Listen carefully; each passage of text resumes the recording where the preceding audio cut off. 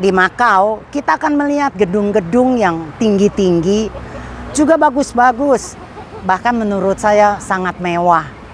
Setiap hotel-hotel bahkan didesain dengan unik dan kemegahan atau kemewahannya penuh dengan keglamoran.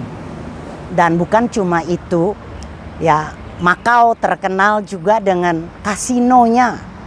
Bagaimana negara ini terkenal dengan perjudiannya. Saya sempat masuk ke kasino dan melihat betapa orang-orang tua, baik itu nenek-nenek atau kakek-kakek, masih suka menghabiskan waktu untuk main judi di sana. Menurut saya, Makau bukan cuma bagus kotanya karena punya gedung-gedung yang hebat-hebat dan indah-indah, tetapi Makau juga punya banyak sejarah, di mana gereja-gereja tua juga banyak loh ada di kota Makau. Saya melihat kemegahan kota Makau, jadi teringat akan satu ayat yang terambil di Lukas pasal yang ke-17 ayat 32. Ayat yang sangat pendek yang berkata, "Ingatlah akan istri Lot." Ingatlah akan istri Lot. Ini satu perkataan dari Tuhan Yesus ditujukan kepada murid-muridnya. Karena jelas di ayat sebelumnya, yaitu di ayat ke-22, bunyinya begini. "Akan datang waktunya kamu ingin melihat satu daripada hari-hari anak manusia itu, dan kamu tidak akan melihatnya." Lalu di ayat 32 baru Yesus berkata, "Ingatlah akan istri Lot." Artinya kata-kata ingatlah ini ditujukan kepada murid-muridnya. Kenapa? Karena bagi saya ini sangat penting sekali. Ditujukan kepada murid-murid Tuhan Yesus. Dikatakan ingatlah, bukan dikatakan waspadalah, hati-hatilah, jangan meniru, ya, jangan seperti istri Lot, tetapi Tuhan memakai kata ingatlah. Tentunya kita mengerti kata ingat, ya artinya jangan lupa. Apa yang perlu diingat dari istri Lot? Apa karena dia cantik sehingga kita tidak melupakannya? Atau apakah dia muda? Atau dia kaya? Kita bahkan namanya saja nggak tahu karena tidak dicatat dalam Alkitab. Atau apakah Tuhan Yesus menginginkan kita mengingat, murid-muridnya mengingat istri Lot akan hukuman yang didapat oleh istri Lot menjadi tiang garam? Nah, coba kita perhatikan. Saya percaya Tuhan Yesus tentunya punya satu maksud bagaimana dia memberi peringatan untuk mengingat akan istri Lot. Bukan mengingat akan hukuman yang didapat oleh istri Lot. Tetapi coba kita lihat nih. Istri Lot tentunya hidup bersama suaminya, yaitu Lot, cukup lama. Karena mereka punya anak. Artinya kan hidupnya sempat lama, bertahun-tahun, ya, menjadi pasangan suami istri. Dan tentunya tahu banget akan iman dari suaminya. Bahkan paman dari suaminya yang bernama Abraham itu dikatakan namanya bapak orang beriman. Dan Lot dengan pamannya yaitu bapak Abraham sering berjumpa, sering ngobrol, sering cerita, menceritakan tentang iman mereka. Jadi saya tahu banget, saya percaya istri Lot tahu cerita tentang iman mereka. Karena bukan menjadi rahasia bagaimana Abraham berhubungan dengan keponakannya yaitu Lot. Bahkan pada waktu Lot ditawan, ya, bahkan pada waktu Lot ditawan oleh Kedorlaomer, itu istri Lot tahu banget bagaimana Lot dibebaskan oleh Pak Abraham. Lihat ini, ya, Kejadian 14 ayat 16 bunyinya begini. Dibawanyalah kembali segala harta benda itu juga Lot, anak saudaranya itu. Serta harta bendanya dibawanya juga kembali. Demikian juga perempuan dan orang-orangnya. Istri Lot tahu banget bagaimana suaminya dibebaskan dilepaskan dari musuhnya oleh Abraham. Bukan cuma itu. Pada waktu malaikat datang memperingatkan akan Lot bahwa akan ada hukuman atas kotanya Sodom dan Gomora, dan malaikat memberitahu kepada Lot, dan istri Lot tentunya tahu. Bukan cuma dia tahu karena diperingatkan, tetapi pada waktu itu mereka berlambat-lambat. Malaikat bawa Lot, istri Lot, anak-anaknya dibawa, dituntun keluar dari kota Sodom dan Gomora. Istri Lot hidup penuh dengan anugerah. Dianugerahkan suami yang punya iman, pamannya yang juga bercerita tentang imannya, pertolongan Tuhan. Dia rasakan bagaimana dia bersama suami dan orang-orang seisi rumahnya juga diselamatkan oleh Tuhan. Mendapat anugerah, diberi peringatan bahwa akan ada hukuman akan kotanya. Bahkan bukan cuma itu, dibawa keluar dari kota Sodom dan Gomora, dituntun oleh malaikat itu sendiri. Hidup yang penuh anugerah. Tetapi sayangnya istri Lot tidak hidup dan tidak mau di dalam anugerah itu. Dia mengeraskan hatinya, dan kita ingat akan satu ayat Ibrani 4 ayat 7 mengatakan begini.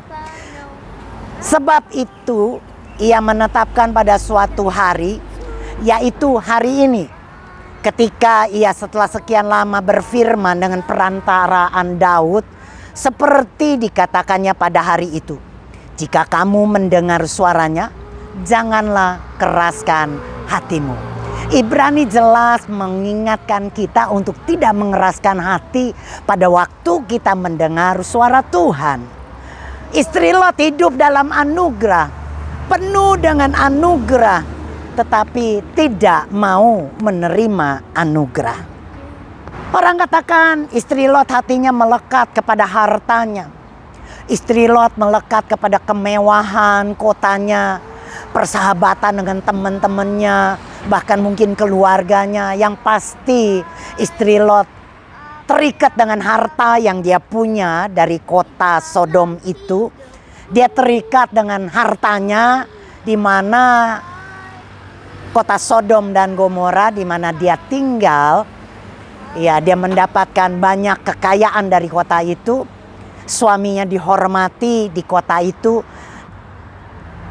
Dan yang pasti waktu saya melihat Makau ini dengan seluruh kemegahannya, kemewahannya, glamornya, rasanya juga menjadi sebuah ikatan yang kuat bagi hati orang yang mencintai akan keduniawian. Makanya tidak heran istri Lot rasanya sulit meninggalkan kota Sodom dan Gomora. Tapi menurut saya bukan cuma itu penyebabnya. Kejadian 9 ayat 24-26 bunyi begini. Kemudian Tuhan menurunkan hujan belerang dan api atas Sodom dan Gomora. Berasal dari Tuhan, dari langit.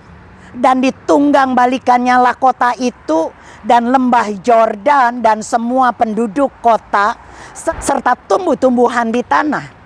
Tapi istri Lot yang berjalan mengikutinya menoleh ke belakang lalu menjadi tiang garam. Kenapa istri Lot menoleh ke belakang? Padahal diperingatkan sebelumnya, pada waktu engkau meninggalkan kota Sodom dan Gomora, jangan menoleh ke belakang.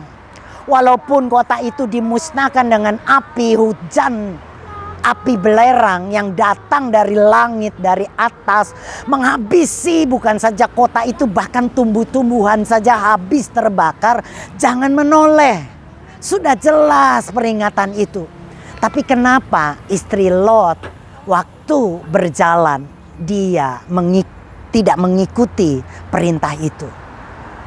Menurut saya waktu sesuatu terbakar, apalagi kebakaran yang begitu hebat sehingga dikatakan tumbuh-tumbuhannya aja habis, bunyi-bunyian yang terbakar itu kan pasti kencang.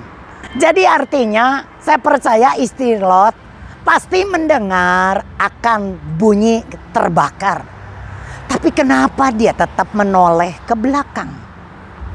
Mungkinkah dia itu ingin tahu betapa serunya kali kota itu terbakar?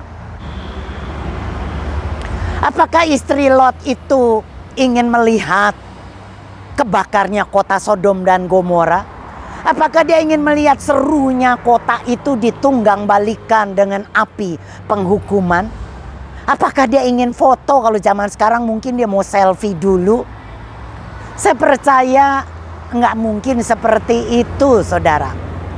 Tapi menurut saya, kenapa istri Lot menoleh ke belakang, melihat api melalap habis kotanya? Karena dia tidak percaya akan perkataan Tuhan. Dia pikir Tuhan itu maha baik. Dia pikir tidak mungkin Tuhan menghukum kota Sodom dan Gomora.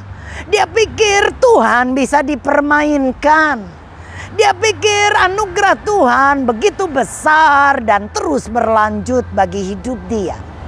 Dia mengeraskan hati, tidak mau mentaati, tidak mau mendengar akan anugerah.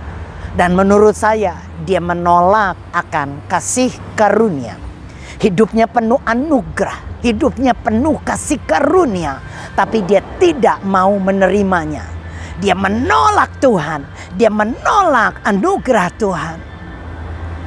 Maka untuk itulah dia menoleh ke belakang dan kemudian dia berubah menjadi tiang garam. Menurut saya inilah yang diperingatkan Tuhan kepada kita. Bukan cuma melekat hati kita kepada harta, bukan. Tetapi menolak akan anugerah Tuhan. Tidak mempercayai akan kata-kata Tuhan. Tidak percaya kepada Tuhan. Dikatakan tadi kita sudah membaca Ibrani, pada waktu engkau mendengar suaranya, hari ini jangan keraskan hatimu. Saya berdoa bagi kita yang pernah dan sering mendengar akan suara Tuhan lewat khotbah, lewat renungan, lewat suara-suara teman-teman kita. Betapa banyak mungkin kita mendengar akan anugerah Tuhan, tapi kita tidak mempercayainya. Maka ingatlah akan istri Lot. Saya berdoa biarlah kita tidak mempermainkan akan anugerah Tuhan. Jangan keraskan hatimu, kita terima anugerah Tuhan dan kita diselamatkan. Pada waktu kita mempercayai Tuhan, keselamatan sudah ada dalam hidup kita. Shalom bagi kita semua.